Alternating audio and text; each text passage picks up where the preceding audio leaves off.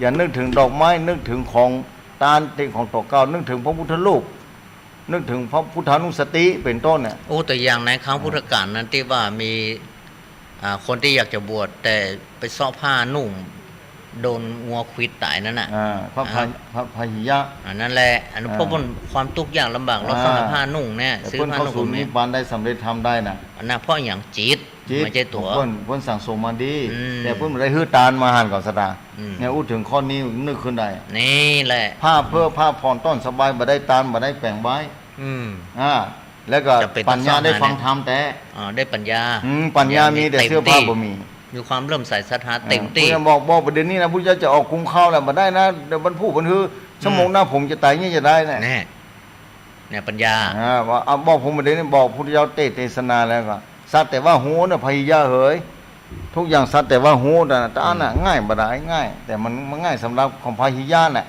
บ่ง่ายสำหรับเฮาเขาตั้งหลายนากะมันปัญญามันหมดเต้ากันของเพิ่นปัญญาเต็มที่ปัญญาของเพิ่นเต็มที่เฮานี่บ่ใช่ถึงขนาดนั้นเพราะฉะนั้นบุญมันบ่เต้ากันแบบนั้นเพิ่นก็ไปได้ของอย่างนี้มันสั่งสมกันได้สั่งสมได้ตรงเต็มเนี่ยจะมาเรียนเนี่ยกันบางคนก็ไปนั่งฟังธรรมะอย่างคนที่จะเรียนจบถึงระดับปริญญาอย่างก็ดีนะสมมุติว่าการศึกษาเรียนรู้ธรรมะเหมือนกับการเรียนปริญญาสมมุติว่าเนาะจากประถมก็ต้องรู้กอกาขอขาไปเรื่องศีลเรื่องตานแหน่งไปเป็นเบื้องต้นเป็นขั้นเป็นตอนเป็นขั้นเป็นตอนถ้าเรียนสูงได้ระดับนี้แล้วเข้าใจเรื่องนี้พอจะหูพ่องเลยเนาะขยเยอะขึ้นจันสูงก็ไปแหมจากตานก็เป็นการรักษาศีลจากรักษาศีลก็เจริญเมตตาภาวนาการเจริญเมตตาภาวนาตั้งแต่สมถะวิปัสสนาสูงขึ้นไปเรื่อยๆมันก็จะเป็นสิ่งที่จะทำพูดคำว่าอัปเกรดอัปเกรดขึ้นไปอัปเกรดเข้าไปในความรู้แต่ดังนี้เลยทั้งนั้นเราก็ไปพร้อมๆกันได้ตานเราก็เฮือศีลเราก็รักษาภาวนาก็ทำให้มีให้มันเป็นประจำตัวเองในระดับได้ระดับประถมก็ได้มันก็มีหรอกการภาวนานี่ระดับประถมก็มีระดับมัธยมก็มีระดับอุดมศึกษาก็มีแล้วแต่ว่าเราอยู่ในขั้นไหนอย่างใดเราพิจารณาเรื่องรู้ด้วยตนเองสิ่งเหล่านี้จะเกิดขึ้นได้ก็ต่อเมื่อเรามีความศรัทธาศรัทธาคือความเชื่อปัสสาทะคือความเลื่อมใสถ้าว่ามีศรัทธาสักแต่ว่าฟังสักแต่ว่า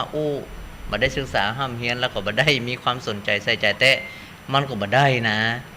มันต้องเฮียนรู้แล้วก็ศึกษาเฮียนรู้ไปตัวแล้วก็ปฏิบัติตัวมันจะได้นักได้น้อยอยู่ที่แต่ละคนแต่ละท่านแต่ละบุญแต่กุศลที่ส่งเสริมสนับสนุนต่อยอดมาถ้าคนที่บ่ได้ก็ถึงบ่ได้แล้วนะมันมีเชื้อมันบ่มีจะไปเชื้อมันมีงอกงามได้จะไหนมันงอกไปงอกได้จะไหนแม่น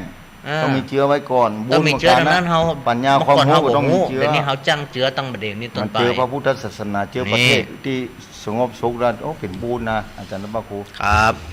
นะศรัทธาโทรมาบางคนก็แน่พรนาฬิกาเดี๋ยวนี้โทรมาบางคนก็แน่ที่จะมาโทรเข้ามาเข้ามาเด้อศรัทธาเด้อเจเอาเปิดไม้เด้อ08926249052010084บอกเบอร์ผิดไว้0520100084เด้อศรัทธาโทรเข้ามาได้เด้อนะญาติโยมศรัทธา0520100084โทรเข้ามาเนอะอู้จ๋ากันได้ญาติโยมศรัทธาเป็นอย่างไรเดี๋ยวกันเนอะเอายกก่อนเดี๋ยวจะวางสายก่อนเนอะเนี่ยญาติโยมศรัทธา0520100084โทรเข้ามาเนอะที่ฟังอยู่หรือว่าโทรเข้ามาปฏิบัติมาแล้วไผ่พ่องเดี๋ยวจะรอฟังพรศรัทธาเนาะเจริญพร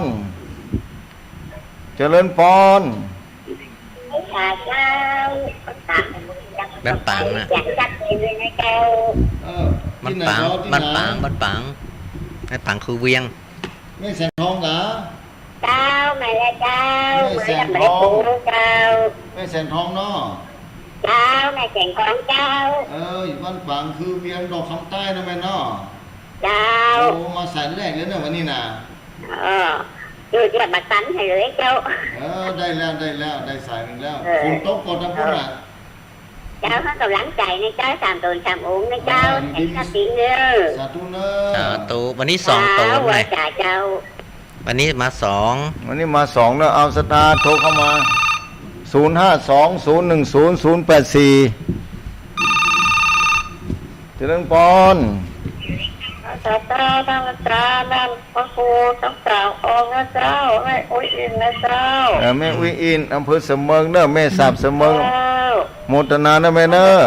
ท่านอาจารย์ทอนขนาด ทอนขนาดนะ ตรงอันเดียวเลยสอบประโยชน์นะ มีกุฏิแม่แบบนี้แหละ วันเราพูดว่าฮอนก้า ฮ้อนเมื่อการแม่ก็พออยู่ได้อีกแล้วนะ เจ้า พออยู่ได้อยู่ดีมีสุขนะแม่เนอะ ไม่ฟังไม่วางเรดิโอนะเจ้า แม่บางเรดิโออยู่ดีมีสุขเนอะแม่ สาธุสาธุเจ้า แม่อุยอินวันนั้นมาแวะแอวหาเปิ้นไปอำเภอกัลยาณิวัฒนามาแวะแอวหาแม่อุยอินที่แม่สับเอาเจริญปอน เพื่อสาผ่านพระครูเจ้าสองตนสององค์เจ้า ได้แม่เจริญปอนเนอะเป็นจะได้ โอ้ฟังกันเป็นดินเจ้า แม่สลัดบันแจซ้อนเนาะ เจ้าแม่สลัดเจ้า แม่สลัดแจซ้อนอำเภอเมืองปาน อยู่ดีมีสุขเนอะแม่เนอะบุญทักษาเนอะ เจ้าสาธุเจ้า เอา052010084โทรเข้ามาเนอะอย่าโยมสดาพอตามเฟซบุ๊กก็ได้พอได้นี่ก็ได้โทรเข้ามาได้ฟังทางสถานีเจริญปอน ครับน้องสกัดครับ พี่อ้ายกา ครับผม เป็นได้พ่องพี่อ้ายครับผมครับ อากาศอบอ้าวกว่าเพียงเปล่าๆปุ่นนะครับ ผมเอาครับมันห้องครับ แต่ ครับผม บ่ตกฝนบ่ตกอ่ะอยู่ดีมีสุขนะพี่อ้ายเนอะ ครับผมฟังได้หมดนะครับเล่น มาฟังที่ไหนก็ดอยหมอกกะ ได้หมดครับผม ดอยหมอกขอบคุณเนอะ ครับกราบนมัสการครับ ตุบุญรักษาเจริญปอนเนอร์พี่ไอเวียงป่าเป้าบ้านป่าจันนะนี่052010084เจริญปอนเรียนเจิญเอาเจริญปอน เจ้าพระอาจารย์ท่านครูสองตนสององค์เจ้าไม่ใส่รองนะเจ้า แม่ใส่ทองบ้านห้วยการกะ ไปมึงลีไปบ้านยายหลงก็วันนี้ไปดำหมูก็ฮ้อนอย่างเดียวกันนั่นนะเจ้า อันนั้นแม่นะอยู่ดีมีสุขดูแลสุขภาพด้วยนะแม่เนอะ เข้าใจทั้งสองทุกสองตนสององค์เจ้า สาธุ สาธุ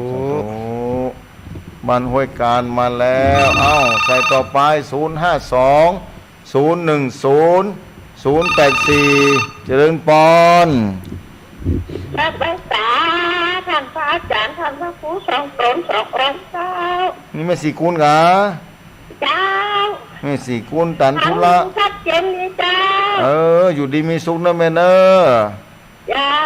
บุญนะ มีกำลังใจเจ้า ขอบคุณ ท่านทั้งสองก็ขอให้อยู่ดีมีสุขภาพแข็งแรงขอลมสายสองไม่ออกสะพาน สาธุนะแม่เนอะขอบคุณอนุโมทนาอย่างกันเนอะ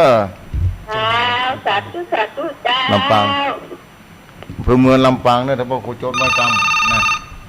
ตันทุละแม่สีกุลตันทุละบ้านหนองร่องเจริญปอนเจริญปอนเอาใส่ต่อไปเข้ามาใหม่052010084เจริญปอนเรียนเจริญเนอร์เจริญปอนเอาดังๆหน่อยแม่จากที่ไหนก็ทางใด มาเจอโอมเจ้าสาแม่ตานาย แม่สาบ้านแม่ตานายอำเภอเจ้ห่มลำปางเนาะแม่เนาะ เจ้าเหมือนน้องได้เพื่อกัน เหมือนแล้วเนอะแม่ไม่ได้โทรมานี่นะ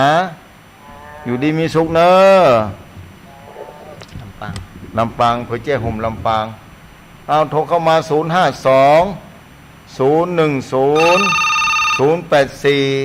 เจริญปอนเรียนเจริญเนอสถาอูจากันก่อนเนอะฟังรับเด้อเจริญปอนที่ไหนเจริญปอนเอาดัง ไปสาเจ้าค่ะพระครูหาข้าวจานสามตุนสามองค์ที่3 ครั้งอยู่เนอะ ๆสาธุ กองแรงบ้านหัวน้ำเย็นนักรบนางปัน แม่กองแรงบ้านห้วยน้ำเย็นเนาะแม่เนาะอำเภอเมืองปานจังหวัดลำปางอยู่ดีมีสุขนะแม่กองแรงเนอะ เจ้าวันอำเภอเมืองปานฟังกันนัก เมืองปานฟังนักเนาะแม่เนาะ เจ้าฟังกันนักอยู่ดีมีสุขเนอะไม่เหลียวนี่ฟังอยู่ก็บาหันโทรมาเมื่อเลย เจ้าสาธุเจ้า สาธุเอาอยู่ดีมีสุขบุญรักษา 0520100084เจริญปอนเรียนเจริญเนอเจริญปอน เจ้าค่ะพระอาจารย์สองตนสององค์นะเจ้า นี่ที่ไหนรายงานมาเลย โยมแม่อยู่ประแดดนะเจ้า อ๋อมันประเด็ด ประแดด ประเด็ดเจียงใหม่นะแม่ เจ้าแม่เจ้า อ๋ออยู่ดีมีสุขนะแม่เนอะแม่อย่างก็ ตลอดนะเจ้าท่านจะติดตามในเฟซเจ้า อ๋ออันจ๋า แม่ แม่อย่างก็แม่อย่างก็แม่ แม่นวลนะเจ้า แม่นวลเนาะ เจ้าอยู่ดอนใจเจ้า ดอนใจแม่นวลดอนใจที่ป่าแดดเชียงใหม่ จะติดตามในเฟซตะกี้กับคอมเมนต์อยู่ อ๋อขอบคุณนะบ่ได้อ่านบ่ตันแม่ แต่คอมเมนต์มาเดี๋ยวจะค่อยตอบไปทีหลัง ดีเลยได้โทรหน้าใหม่นะเจ้า ได้อนุโมทนานะแม่ สาธุนะเจ้า สาธุนะแม่ขอบคุณเนอะนี่เพิ่นโทรบ่ติดตามFacebook เนอะนะตาม Facebook ไลฟ์วัดพุทธศรีคิรีบางคนก็แชร์เอาไว้พอเอาไว้ฟังต่อไปตั้งหน้าเจริญปอน มาสการเจ้า ที่ไหนตั้งได้แม่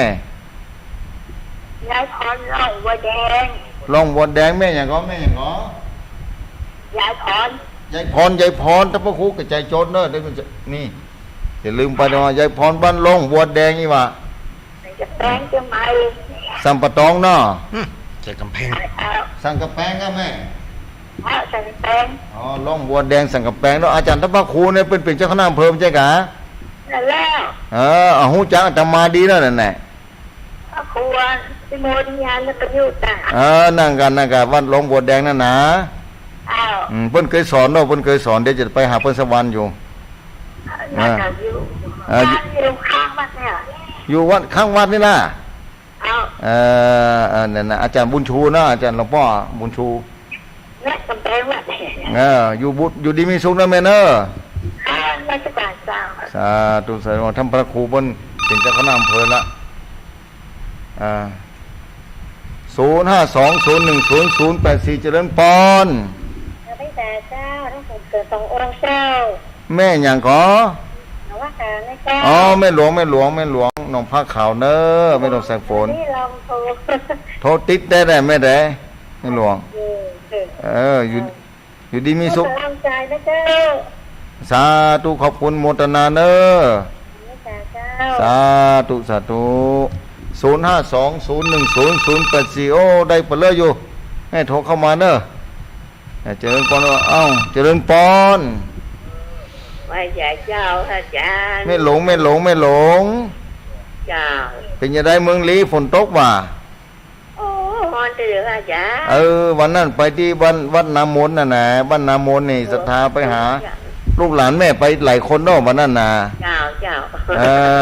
โอ้ดีเนอะโอ้ม่วน ฟังก็ไปแอลหาอาจารย์เนี่ย นั่นกันอยู่ดีมีสุขเนอะ ไม่ใช่ห้องนั้นมันลำหัวใหญ่ลำหัวแม่ อ๋อไม่ใส่ทองไปกะ เจ้า อันอาจารย์นุพรมันยังปูน อ๋อ วัดตะผ้า วัดตะผ้าอยู่ดีมีสุขเนอะแม่เนอะอายุมันยืนยาวเนอะ 3-4 คนค่ะ บุญรักษานะ เจ้า ไว้อยู่ดีมีสุขเจริญปอนเนอะแม่อุ้ยหลงบ้านบวกอำเภอลีจังหวัดลำพูนใส่ต่อไปเข้ามาเลย0520100084เจริญปอน อาจารย์ครูทั้งสองลูกสององค์เจ้า นั่นนี่แม่สีทอนแน่นอนไหนน่ะ เจ้าไม่สิทอนเจ้าฟังบรรทาเรดิโอเนี่ยวันนี้ชัดเจนดี ชัดเจนเนาะบ้านท่าเรดิโอที่เวียงใช้ประกาศพุ่นนะแม่ เจ้ามันอยู่บักไก่บ้านแม่สิทอนเหรอ อ๋ออย่าอ่าน เจ้า อยู่ดีมีสุข ชั เนาะ ดเจนชัดดี ชัดเจนเนาะ เจ้าฝนตกกับเจ้าท่าน ว่าตกนะตอนนี้นะ ร้อนขนาดเนาะ อวมขนาดนักฮ้อนก็ฮ้อนแม่เหออยู่ดีมีสุขนะแม่เนอะ เจ้าไว้สาเจ้า สาธุแม่สีทอนเนอะนี่ใช้ประการบันต้าเรดิโอนี่ฟังจากบันต้าเรดิโอรายงานแบบนี้ก็ดีนะจะได้รู้ว่าที่ไหนพ่องสถานีเพิ่นอยู่ตังใดเปิดฮื้อฟังอีนะสุดท้ายเจริญปอน เอาไว้สาท่านครูบาอาจารย์ทั้งสองตนสององค์เจ้าแม่คำบ้านสันกวางตำบลกี่ช้อยอำเภอแม่ใจเจ้าเป็นจังหวัดพะเยาจังหวัดพะเยาเนาะแม่คามบ้านสันขวางอำเภอแม่ใจจังหวัดพะเยาพุ่นเนอะท่านพระครูเนอะจดไว้นั่นน่ะพระครูเพิ่งเข้าใจจด ถึงบัดโต๊ะก็ ยเจ้าฮ้อนฮ้อน อดทนให้สักวังถ้าจะตกมาแล้วแม่เหย เจ้า เนาะอยู่ดีมีสุขนะแม่เนอะ เจ้าอยู่ดีมีสุขเช่นกันพระอาจารย์จะอยู่ดีมีสุขนะเจ้า นั่นน่ะบุญรักษาเนอะ เจ้า สาธุเจริญพรนะแม่เนอะแม่บ้านสันขวางปุ้นแม่ใจปุ้นกลับมาโอ้ฟองพะเยาอำเภอจุนนี่กับฟังไหลตี้ไหลแห้งเนาะเชียงรายจังหวัดน่านบ่มีด้วยการเข้ามาเจริญพร พระภาษาเจ้า ที่ไหนตั้งได้แม่ แม่เจียวบ้านปะหลันเจ้าตำบลตะก้ออำเภอสวยเจ้า แก้วบ้านป่าลานตำบลตะก้ออำเภอแม่สวย จังหวัดเชียงรายเจ้า จังหวัดเชียงรายเราฟังกันนักว่าแม่ตั้งตะก้อพุ่นนะ เจ้าฟังกันอยู่เจ้า บุญ กราบภาษาทุกตนทุกองค์เลยเจ้า สาธุอยู่ดีมีสุขนะแกเนอะ เจ้า สาธุ052010084จดเอาทีละตัวนะบางคนจดบัตรทานเอาทีละตัวเอาเนาะเจริญพร ภาษาพระอาจารย์เจ้าทั้งสองตนสององค์แล้ว นั่นอันนี้แม่ยังฟังอยู่นะแม่เนาะแม่เรือนบ้านแสนต่อ เจ้า แม่เรือนบ้านแสนต่ออำเภอบางเหนือฮะ ชัดเจนดีเนอะ ชัดเจนดีเนาะบุญรักษาเนอะแม่เนอะ จ้าแล้วทางการที่เรียนนะเจ้า อำเภออีกเหรอ สาธุอย่างเหรอ อำเภอ อำเภอบางเหนือ สุขสันต์วันปีใหม่เนอะ น่ะสุขสันต์วันปีใหม่น่ะเน็ตแน่ สุขสันต์วันปีใหม่สอนมาอยู่วันหน้าอยู่กันละ อยู่ อยู่ตลาดไปเถอะ สาธุ ปีใหม่ไทยนะแม่เนาะ ปีใหม่ไทยแต้ๆนะนี่นะปีใหม่ไทยแต้ๆนี่นะแต่วันที่1 มกราคมสากลทั่วโลกอันนี้เฉพาะแผ่นดินสยามนี่เนอะแผ่นดินไทยเจริญพร สวัสดีเจ้า เจริญพรที่ไหนตั้งได้แม่เหย อันนี้แม่จันฟ้องบ้านแม่ศาสตร์เชียงรายเจ้าอำเภอเมืองเชียงรายเจ้า เมืองเชียงรายโอ้ตั้งเมืองเชียงรายฟังกันนักว่าแม่เหย เจ้าได้ยินเสียงชัดเจนนะเจ้า ชัดเจนเนาะแม่เนาะ จากสถานีใด แม่ฟังสถานีไหนแม่ นะฮะ แม่ฟังสถานีไหนก็ สถานีอันพุทธศาสนาเชียงรายไงเจ้า โอ้ต้องขอบคุณสถานีพุทธศาสนาเชียงรายอย่างยิ่งเนอะ โมทนา จากบ้านแม่ศาสตร์เจ้าตำบลแม่กลอนอำเภอเมืองเชียงรายเจ้า บ้านแม่สาบตำบลแม่กอนเนาะแม่เนาะ เจ้า บุญรักษาฟังไปนะบริเวณนั้นได้ฟังกันหลายคนอยู่ก้า ฟังหลายอยู่แล้วแม่ยายก็ฟังงงแม่ยายดีใจค่ะ ได้ยินเสียงชัดเจนเลยค่ะ ดีแล้วค่อยฟังไปนะแม่เนอะ เจ้า อยู่ดีมีสุขบุญรักษาเนอะแม่เนอะ เจ้า สาธุอันนี้แม่กอนนะตำบลแม่กอนบ้านแม่สาบตำบลแม่กอนอำเภอเมือง สี่แยกแม่กลอน สีแม่กอนนาศรัทธาโทรเข้ามาเนอะศรัทธาฝากเฟซบุ๊กดาวเจริญพร น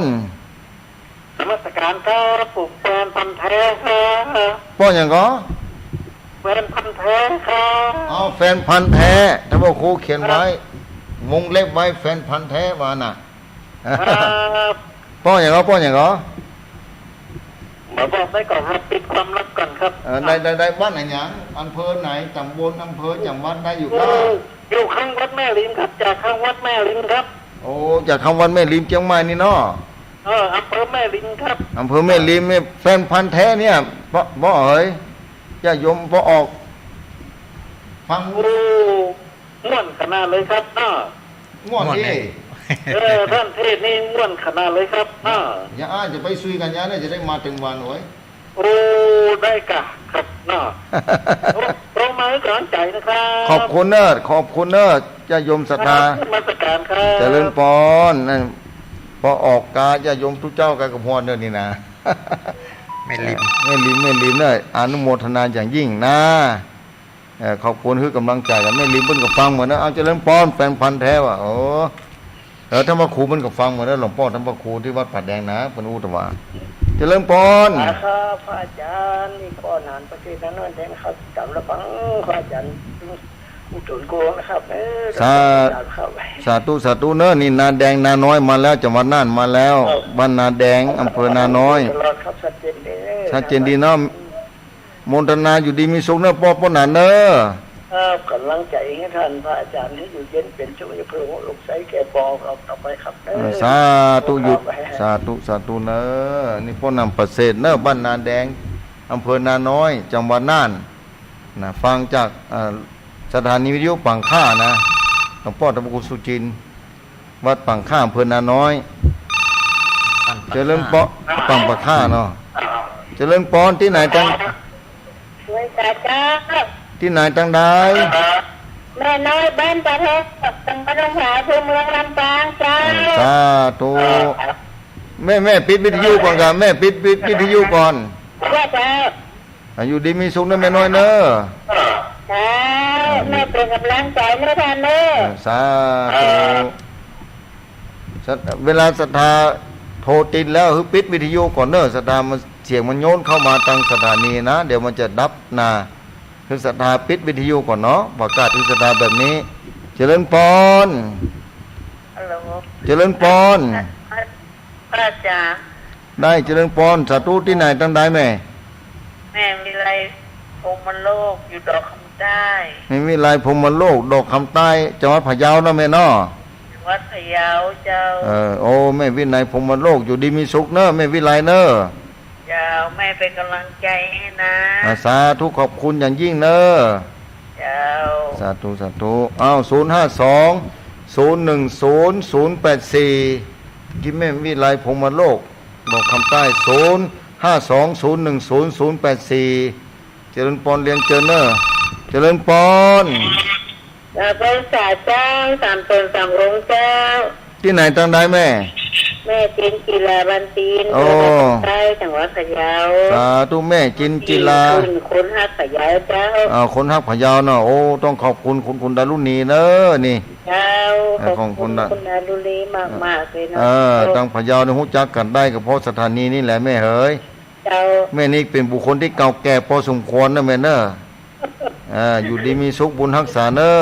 แฟนพันธุ์แท้คนหนึ่ง สาธุเจ้า แฟนพันธุ์แท้เนอะแม่เจนจิรานี่เก่าแก่เก่าเกื้อแต่ฟังกันมาเมินเป็น10 ปีแล้วก็052 010 084เจริญปอนเรียนเจิญเข้ามาเลยศรัทธาเจริญปอนที่ไหนตั้งได้ แม่สวง แม่อย่างก็ ทางบ้านพ่อสมาน บ้านท่อสมานแม่อย่างก็ แม่สวง แม่สวงแม่สวง ตำบลตะปูนอำเภอ2จังหวัดแปรเจ้า โอ้อำเภอ2จังหวัดแพร่พวกนานี่ เจ้า อนุโมทนานะแม่เนอะอำเภอ2นี่ฟังจากสถานีไหนแม่เอ๋ย ฟังจากกันใต้ฝ่าเมือง2เจ้า โอ้ใต้ฟ้าเมือง2ใต้ฟ้าเมือง2เนอะสถานีต้องขอบคุณอย่างยิ่ง ที่ทำให้คนเมืองแพร่ได้ฟังธรรมะจากครึ่งสีขาวเนาะ ฟังถึงวันต้องฟังทุกศูนย์ทุกองค์ นั่นก็อยู่ดีมี โทรบตัดนะโทรบติดบตันเขาเจ้า วันนี้โทรตันแล้วแม่เอ๋ยบุญรักษาเนอะแม่เนอะ เจ้า สาธุสาธุนี่อันนี้อำเภอ2จังหวัดแพร่นะก็ฟังหลายจังหวัดนะภาคเหนือนี่แม่นหมดนะสดาบอกว่าลำปางหรือปูนเจียงไฮ้เมืองแพร่เมืองน่านโทรเข้ามาอู้จากันได้เนี่ยสดาเนอะ052 010 084เจริญปอนเจริญปอน เจ้าขอบพระคุณ ที่ไหนตั้งได้แม่ แม่บัวลอยบ้านซุกก็ตำบลตะข้ออำเภอแม่สวยเจ้า แม่บุญร้อยเนาะแม่เนาะ เจ้า แม่บัวลอย เจ้า ตำบลตะก้ออำเภอแม่สวยนะตำบลคุยจดไว้จดเอาลายใหม่เอาชื่อนะเป็นแบบนั้นอนุโมทนานะแม่เนอะ เจ้าเคยโทรมาหาตลอดเน่ แม่โทรมาหลายครั้งนะน้องแม่เนาะบุญรักษาเนอะแม่เนอะนี่แม่บัวลอยบ้านตะก้อได้อยู่สายนึงอยู่ได้2 สายได้อยู่เข้ามาได้052 010 084เจริญปอนเรียนเจริญเนอสดาสาธุชนตั้งผู้ฟังติดตามฟังเจริญปอน นักการเจ้าพระอาจารย์ ที่ไหนตั้งได้แม่เสียงบ่ค่อยลำไฟเราเอาดังๆเห็นไหมแม่ฮัลโหล หนูมันนักการเจ้าพระอาจารย์ ที่ไหนแม่อยู่ตั้งไหน แม่อยู่ลำปาง อยู่ลำปางเราไม่ชื่ออย่างก่อ ชื่อแม่สีเจ้า แม่อย่างก่อแม่อย่างก่อแม่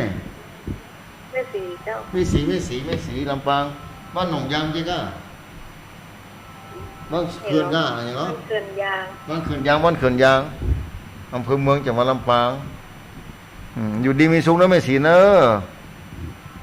บุญรักษานะ พระอาจารย์เนาะ ฮะ จะติด ไหนเนาะ ว่าจะติดนะเจ้าก ลัวจะติดมันอิดขนาดนั้นแม่เนาะ เจ้า คนฟังนั่งกับแม่เหย เจ้า อยู่ดีมีสุขนะแม่เนอะ เจ้า สาธุแม่สีบ้านเขื่อนยางอำเภอเมืองจังหวัดลำปางคงได้แค่สายเดียวสุดท้ายใส่สุดท้ายเนอะเจริญปอนปิดวิดีโอก่อนเนอะ เจ้า ที่ไหนแม่เหย อยู่อันสันขี้เบ้าตำบลมงคำอำเภอพานจังหวัดเชียงรายเจ้า บ้านสันขี้เบาตำบลม่วงขามอำเภอพานนนทบุรีจดไว้นั่นแน่ เจ้า แม่ชื่ออย่างก็แม่ชื่ออย่าง ชื่อพรเจ้า แม่พรเนอะอำเภอ อยากสะคม ฟังนักว่าแม่สันขี้เบานี่ฟังนักว่า พังอยู่ อยู่ดีมีสุขนะแม่เนอะฟังกันไปนะแม่นะ เจ้าลำปาง โอ้ผมนิด หลับจะหาย ขายนักเนาะ ใส่นักแม่กว่าจะติดนี่โอ้ แม่ ทุก ครั้งแรกเนี่ยนี่ครั้งแรกอ่ะ เจ้า แม่โทรครั้งแรกกันเนี่ยโทรติดครั้งแรกอ่ะ เจ้า อ ที่ครั้งแรกเจ้าเพราะว่าคณะใจตามเนาะ ดีใจก็แม่ดีใจกะ ใจแค่ นักการบอกกันนะแม่เนอะสันขี้เบาสันม่วงขาม ลูกหลานของ ลูกลาพองหอมอยู่ดีมีสุขนะแม่เนอะ เจ้า รักษาใส่ทุกสุดท้ายพอดีแม่เอ๋ย เจ้า เอาละใส่สุดท้ายพอดีเอาท่านพระครูสรุปกำเนิดว่าพิธีไหนพ่องโทรมาได้กี่สายครับอาจารย์ท่านพระครูครับ วันนี้ได้อยู่26 สายนะค โอ้ รับเนาะ สอง ขอ ห ท ก น สา สาย ย คน เน เน อะ อะทนสาย สายแรกนี่ก็คือแม่แสงทองบ้านปางคือเวียงดอกคำใต้พะเยาสายที่2แม่อุ้ยอินแม่สาบเสมิงจังไม่ปนฟังจากแม่วังเรดิโอสายที่3แม่สลาดแจ้ซ้อนเมืองปันลำปางสายที่4พี่อ้ายบ้านป่าจันเวียงป่าเป้าเชียงไฮ้นี่จากไดหมอกเรดิโอสายที่5แม่สายทองบ้านห้วยการอำเภอบ้านห้องจังหวัดลำพูนสายที่6แม่สีกุลตันตุระบ้านตันตุระบ้านหนองล่องเมืองลำปางสายที่7แม่สาบ้านแม่ตะไนแจงโฮมลำปางสายที่8แม่กล่องแรงแม่อุ้ยกล่องแรงห้วยน้ำเย็นเมืองปานจังหวัดลำปางสายที่9แม่นวลดอนใจป่าแดดเมืองเชียงใหม่สายที่10แม่ยายพรร้องวัวแดงสันกระแปงเชียงใหม่สายที่10แม่สายฝนจันกุลนะบ้านหนองพระขาวประสังละปูนสายที่12แม่หลงบ้านบวกลีละปูนสายที่13แม่สีทอนหนองบัวชัยประการลำเชียงใหม่นี่ฟังจากบ้านต้าเรดิโอสายที่14แม่คำสันขวางแม่ใจพะเยาสายที่15แม่แก้วบ้านป่าอย่างน่ะบ้านป่าสันอย่างน่ะเขียนก็ไม่เคยหันเลยแต่อะไรแม่สวยจังไห้ปาลานบ้านปาลันบ้านปาลันสายที่16แม่เรือนเซนตอวังเหนือลำปางสายที่17แม่จันฟองบ้านแม่ศาสตร์อำเภอตำบลแม่อย่างน่ะอำเภอเมืองเนาะอำเภอเมืองจังไห้สายที่18อันนี้แฟนพันธ์แท้บนบอกขอเปิดเผยชื่อขอเขาชื่อแฟนพันธ์แท้ข้างวัดแม่ริมอำเภอแม่ริมจังหวัดเชียงใหม่สายที่19ป้นนานประเสริฐบ้านนาแดงอำเภอนาน้อยจังหวัดน่านสายที่20แม่น้อยตาโทกเมืองลำปางสายที่21แม่วิไลพรหมโลกดอกคำใต้จังหวัดพะเยาสายที่22แม่เจนจราบ้านปินดอกคำใต้จังหวัดพะเยาสายที่23แม่ซ่วงบ้านต้อสมานอำเภอ2จังหวัดแป้นนี่ฟังจากใต้ฟ้าเมือง2ใต้ฟ้าเมือง2ใต้ฟ้าเมือง2แล้วก็ที่24แม่บรอยตะก้อแม่สวยจังไห้สายที่25แม่สีบ้านเขื่อน บ้านเขื่อนยาวเมืองลำปางและสายสุดท้ายคือแม่พรบ้านสันขี้เบ้าม่วงคำจังหวัดเชียงรายครับเวลาได้หมดไปแล้วศรัทธาสาธุชนท่านผู้ฟังทุกท่านที่ติดตามฟังรายการธรรมะจะยอดดอยในวันนี้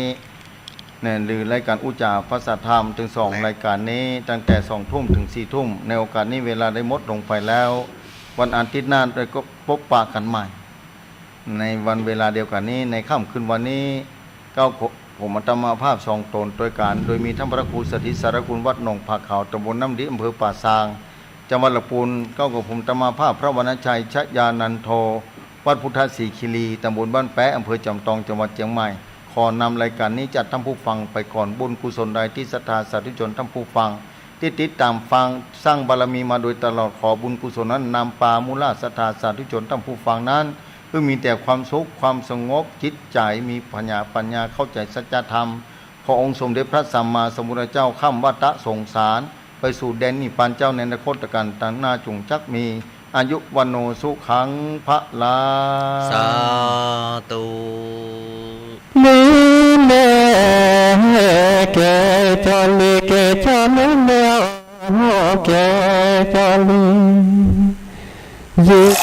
ช่วงที่ผมเมามากๆแล้วไปขับรถผมมักเห็นอะไรแปลกๆครั้งแรกผมเห็นผีครั้งที่2ผมโชคดีเห็นพอลล่าเทเลอร์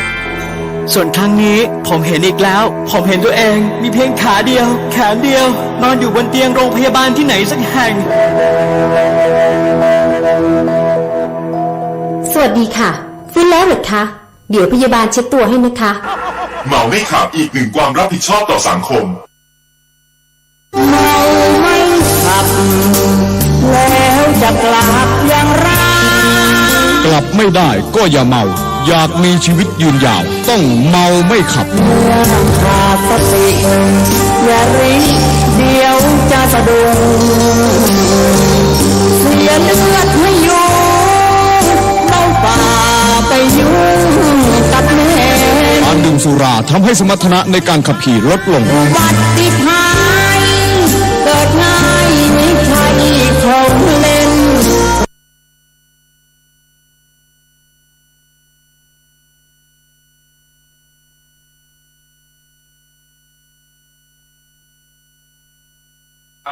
สัมมาทิฏฐาเนนะสัมโมนะเวทะเนธัมเมรัตนังปณิตังเอเตนะสัจเจนะสุวรรณิโหตุเยโกงกะลาอาตัสสะตังวสันทาจัตตาริเอธานิโลกานิโหติเตทากินัยยาสุขตันตสาวกาเอเตนุทินนานิมหาภลานิธรรมิสังเกรัตนังปณิตังเอเตนะสัจเจนะสุวรรณิโหตุเยสุปโยตามนัสสะทังเวเนนะเนกามิโนโกนะมัสสะสนัมมิเตปันติปันตามตังวิไทยอรันธามุทาเนปุเตงปุญญมานาอิทังมิสังเกรัตนังปณิตังเกเตนะสัจเจนะสุวรรณิโหตุยตินนะเกโลปัตเวงสิโตติยายะโตติวาเนวิหสัมภกัมมิโยนะโตปะมังสัพพุริสังวัฏฐามิโยอริยสัจจานิอเวชปัสสติธรรมิสังเกรัตนังปณิตังเอเตนะสัจเจนะสุวรรณิโหตุเยอริยสัจจานิวิภาวยันติตัมเทระปัญเยนะสุเตสิตานิเกณจามิเตโหนติปุสัพพมันตานะเตภวังอันสมมาริยันติธรรมิสังเกรัตนังป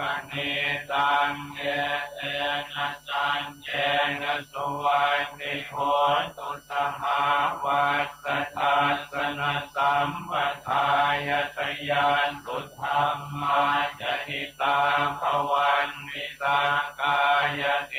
ติวิจิกิจจิตัญญสีลังกตังวาทิยทันติกินจิจตัวภปาเยหิจเวปโมตโตสัจจาริธานานิอภัพตัวตาตุงอิธัมมิสังเขรัตนังกนิตังเอเตนะสัจเจนะสุวัยมิโหตุกินจามิโสกัมมังกโรมิปามกังกายเยนะวาจายุทธเจนะสาวาคัมโพโสตันตปฏิจจายะอภัมปตาจิตตปทัสสะวุนตายิธังจิตังเจรัตนังมณีทังเอเตนะสัจเจนะสุวัยมิโหตุวันนาปะคุมเตยถามุสิตังเจกิมหานามาเสปัทมามิงกิมเตตัสโมปมังธรรมวรังอเตสยิเมภานาคามิงปรมังหิตายะหิธรรมปิปุณเทระตนังกนิตังเอเตนะสัจเจนะสุวัยมิโหตุวโรวรัญโยวรัตโทวราหะโรอนุตตโรธัมมวรังอเทสยิธรรมปิปุณเทระตนังกนิตังเอเตนะสัจเจนะสุวัยมิโหตุกินังปุรานังนวังนัตติสัมภวังวิรันตจิตตายติเกภวัสมิงเตหินะเพตาอวิรุณมิฉันทาเนปันปิเทรายทายัมปติโกหิธัมมิสังเกรัตนังกนิตังเอเตนะสัจเจนะสุวัยมิโหตุยานิทัพโพตานิสมาคตานิภูมานิวายานิวะคันตะเลเกตถาคตังเทวมนุสสะโพธิตังโพธังนะมัสสามัสสุวัจจิโหตุยานิทัพโพตานิสมาคตานิภูมานิวายานิวะอันตะเลเกตถาคตังเทวมนุสสะโพธิตังธัมมังนะมัสสามัสสุวัยมิโหตุยานิทัพโพตานิสมาคตานิภูมานิวายานิวะอันตะเลเกตถาคตังเทวมนุสสะโพธิตังสังฆังนะมัสสามัสสุวัจจิโหตุ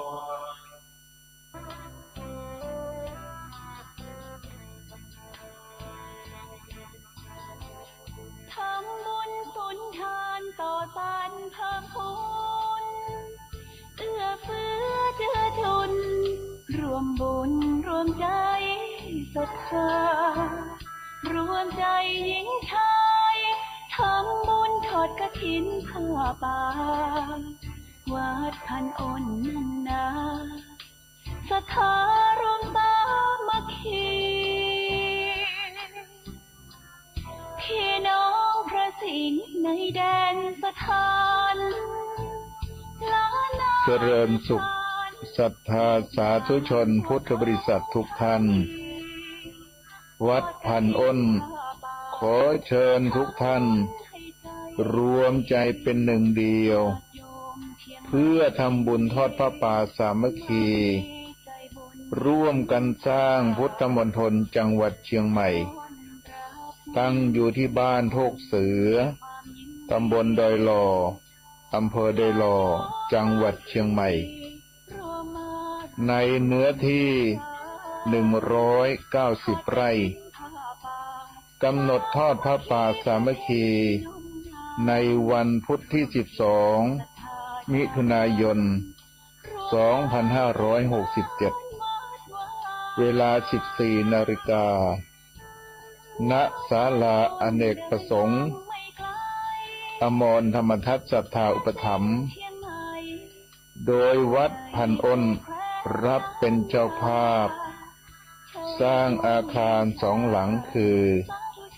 1. อาคารสำนักงานพุทธมณฑลจังหวัดเชียงใหม่ ขนาดกว้าง12 เมตร ยาว16 เมตร 2. อาคารหอประชุมคณะสงฆ์จังหวัดเชียงใหม่ ขนาดกว้าง12 เมตร ยาว28 เมตร ใช้งบในการก่อสร้างจำนวน5,187,969 บาทกำหนดสร้างให้แล้วเสร็จในวันที่6 กันยายน 2567 นี้จึงเจริญพรขอเชิญศรัทธาสาธุชนทุกท่านร่วมกันทำบุญคนละเล็กคนละน้อยเพื่อให้อาคารทั้ง2 หลังนี้แล้วเสร็จตามเวลาที่กำหนดขออนุโมทนาสาธุการในกุศลเจตนาของทุกท่านไว้ในโอกาสนี้ขอเจริญพรสาธุชนทั่วไทยเข้ามาทำบุญร่วมทอดผ้าป่าเชิญมาที่วัดพันอ้น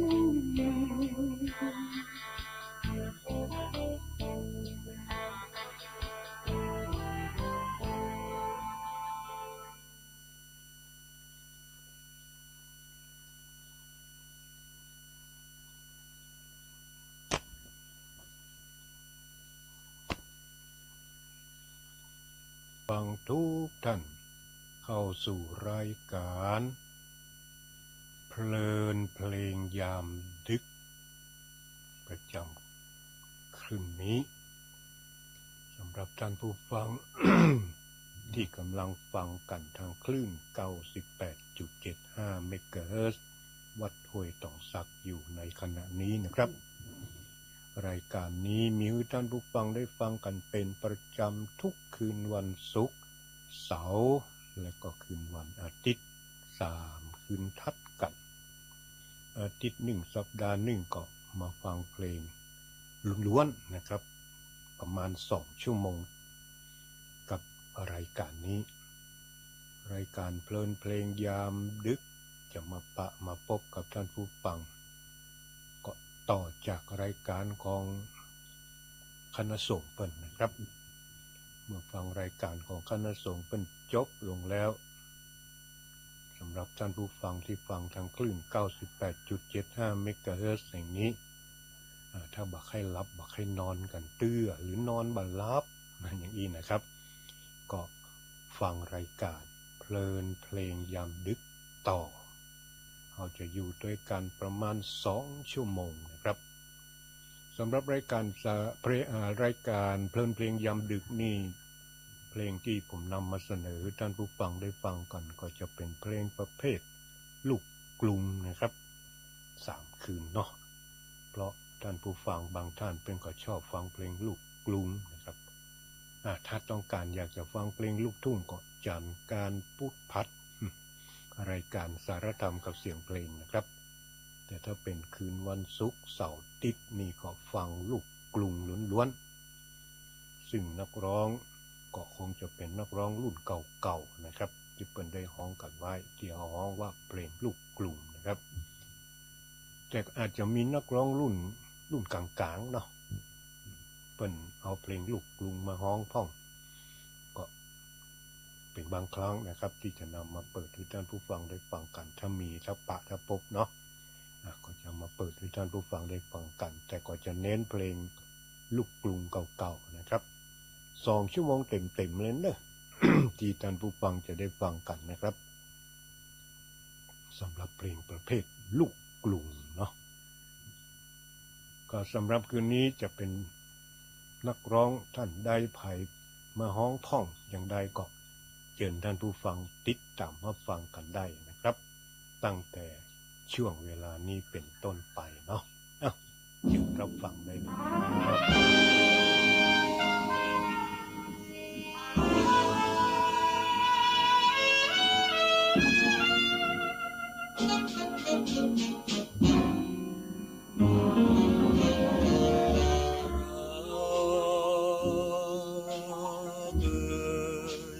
จริงหรือที่ว่าหวานหรือทรมานใจคนความรักร้อยเล่ห์กลรักเอ่ยลวงล่อใจคนหลอกจนตายใจรักนี้มีสุขทุกข์เข้าไปใครอย่างถึงเจ้าได้คงไม่ช้ำหรือดี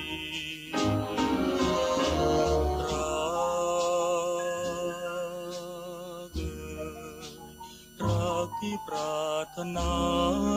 รับมาประดับชีวิตวันไหนหรือไทยเหลือดีเกรงรักลวงหรือดีรักแล้วขยี้ใจ